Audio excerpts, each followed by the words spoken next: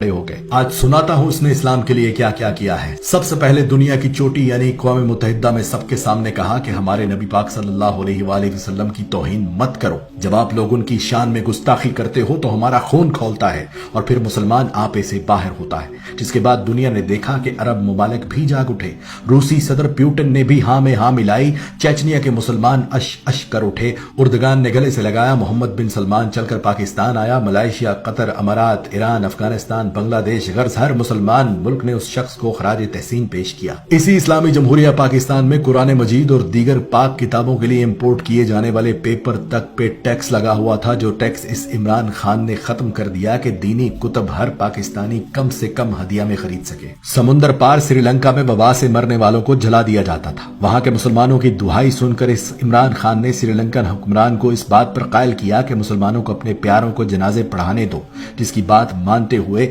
سری لنکا کی حکومت نے قانون بدل دیا۔ سرور کائنات کی ولادت پر درود و ذکر مصطفیٰ اور اسمبلیوں میں چراغاں کر کے اس وطن کی فضاؤں کو حضور کے ذکر سے معطر کر دیا۔ رحمت للعالمین اکیڈمی بنا دی کہ جس میں علماء اکرام کو شامل کیا اور کہا اس قوم کے بچوں کو نبی پاک صلی اللہ علیہ وآلہ وسلم کی زندگی پر چلنا سکھائیں۔ اسکولوں، کالجوں، یونیورسٹیوں میں قرآن پاک اردو میں پڑھنا لازم قرار دے دیا کہ اس کے بغیر ڈگری بھی نہیں دی جائے گی۔ ایاک نعبد و ایاک نستعین کا ورد کرنے والے اس عمران خان کا چرچا پوری دنیا کے میڈیا پر ہوا کہ اس دنیا میں ایک مسلمان لیڈر ایسا بھی ہے جو جب مدینہ پہنچتا ہے تو تعظیم میں مدینے کی مٹی پر جوتا تک نہیں پہنتا۔ ہاتھوں میں تسبیح، زبان پر درود پاک، جسم پر قومی لباس، پر اعتماد چہرہ، جس ملک بھی گیا رستے بھی گواہی دینے لگے کہ کوئی مسلمان لیڈر آیا ہے۔ واحد لیڈر جو اسلام کے قانون کو مانتے ہوئے فوراً عدالت میں پیش ہوا کہ اگر حاکم وقت کو بھی قاضی بلائے تو قاضی کے سامنے پیش ہونا ہے۔ بھارت کی طرف سے دوستی اور تجارت بڑھانے کا خط آیا تو بھارتی منافقت اور دوہرے معیار پر یہ کہہ کر انکار کر دیا کہ جب تک